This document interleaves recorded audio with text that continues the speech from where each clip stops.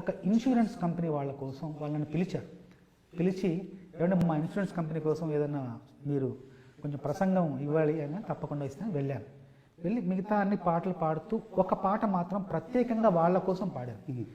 సినిమాలో వచ్చిన పాటే పాడింది, సినిమాలో ఉన్న పాటే పాడింది, సినిమాకు నేను రాసిన పాటే పాడాను. కానీ అప్పటి వరకు ఆ సినిమాకు ప్రజాదరణ లభించలేదు. ఆ పాటకు ప్రజాదరణ, సినిమాకు పాటకు ప్రజాదరణ లభించలేదు. ఆ పాట వెలుగు చూడలేదు. నేను ఆ సందర్భంలో పాడడంతో ఎవరో వాళ్ళు తమ సెల్ ఫోన్లో ఆ పాటను చిత్రీకరించి వాళ్ళ గ్రూపులో పెట్టేసుకున్నారు. వాళ్ళ గ్రూపులో చాలా అలా అలా బయటకు వచ్చేసి మొత్తం ప్రపంచం అంతా తెలిసిపోయింది ఆ పాట ఉన్నట్టు. ఇప్పుడు నేను ఎక్కడికి వెళ్ళినా ఆ పాట పాడమంటారు, ఆ పాట గురించి చెప్పమంటారు, పాట గురించి మాట్లాడుతుంటారు. ఆ పాట, ఆ ఒక్క పాట ద్వారా 150 కోట్లు ఆ సంవత్సరం వాళ్ళ ఇన్సూరెన్స్ కంపెనీ వాళ్ళు ఆ వచ్చిన ఏజెంట్లకి పాట పూర్తిగా నరనరంలో జీర్ణించుకుపోయి 150 కోట్ల వ్యాపారం అదనంగా చేశారు ఈ పాట ద్వారా. అది వాళ్ళే చెప్పారు నాకు. వాళ్ళు ఊరికే చెప్పరు కదా లాభం వచ్చిన విషయం. ఆ పాట ఎవరేమీ అనుకున్న నువ్వుండే రాజ్యాన రాజు నువ్వే, బంటు నువ్వే, మంత్రి నువ్వే, సైన్యం నువ్వే, ఏదైనా ఏమైనా నువ్వెళ్ళే బడిలోన పలక నువ్వే, బలపం నువ్వే, ప్రశ్న నువ్వే, బదులు నువ్వే, అన్నీ నువ్వే కావాలి, అనునిత్యం పోరాడాలి, అనుకున్నది సాధించాలి, ఎవరేమీ అనుకున్న నువ్వుండే రాజ్యాన రాజు నువ్వే, బంటు నువ్వే, మంత్రి నువ్వే, సైన్యం నువ్వే, అన్నీ నువ్వే. చక్కగా చదువుకుంటున్నాను, ఇంజనీరింగ్ చేస్తున్నాను, జేఎన్టీయూలో హాయిగా ఉంది, అమ్మా నాన్న డబ్బులు పంపిస్తున్నారు, సుఖంగా సౌకర్యంగా జీవితం ఉంది. కానీ నేనే సినిమాల్లోకి రావాలి, పాటలు రాయాలని ప్రయత్నిస్తున్నాను. ఆ ప్రయత్నించేప్పుడు చాలా అవరోధాలు, చాలా అవమానాలు. చిన్న సన్నగా ఉండేవాడిని, ఒక పాలిథిన్ కవర్లో పుస్తకాలు తీసుకెళ్ళి వెళ్ళేవాడిని. ఏవా నువ్వు రాస్తావా? వెళ్ళవయ్యా, మాకు అందరు రాసేవాళ్ళు ఉన్నారు, వద్దు బాబు, ఒకటి వినండి సార్, వద్దు నాన్న, వద్దా, టైం వేస్ట్ చేయండి. ఇలాగా చాలా సందర్భాల్లో అవమానాలు, తిరస్కారాలన్నీ ఎదుర్కొన్నాను.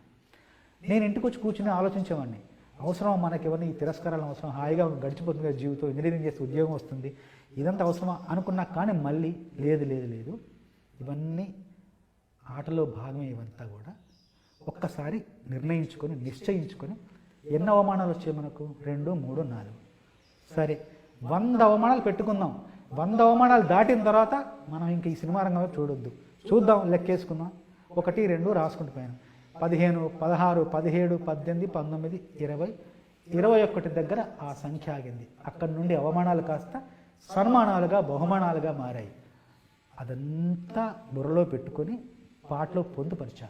అవమానాలే ఆభరణాలు, అనుమానాలే అనుకూలాలు, సందేహాలే సందేశాలు, చీత్కారాలే సత్కారాలు, అనుకోవాలి అడుగెయ్యాలి, ముళ్ళ మార్గాన్ని అన్వేషించాలి, అలుపుస్తున్నా కలలే కన్నా పూల స్వర్గాన్ని అధిరోహించాలి, ఎవరికి వారో లోకంలో, ఎవరికి పట్టని శోకంలో, నీతో నువ్వే సాగాలి, ఎవరేమీ అనుకున్న నువ్వుండే రాజ్యాన రాజు నువ్వే, బంటు నువ్వే, మంత్రి నువ్వే, సైన్యం నువ్వే, బలము నువ్వే, బలగం నువ్వే, ఆట నీదే, గెలుపు నీదే, నారు నువ్వే, నీరు నువ్వే,